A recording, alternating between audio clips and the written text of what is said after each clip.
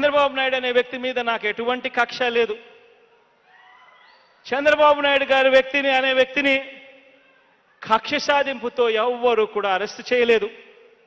పైగా ఆ అరెస్ట్ కూడా జగన్ భారతదేశంలో లేనప్పుడు కూడా, జగన్ లండన్లో ఉన్నప్పుడు చంద్రబాబు నాయుడు గారిని పోలీసులు ఎత్తారు.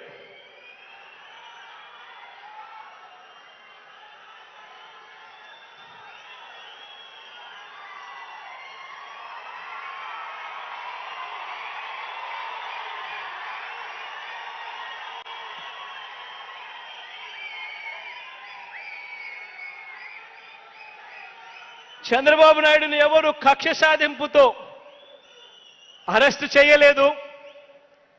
అదే నిజం అనుకుంటే కేంద్రంలో బీజేపీ ఉంది,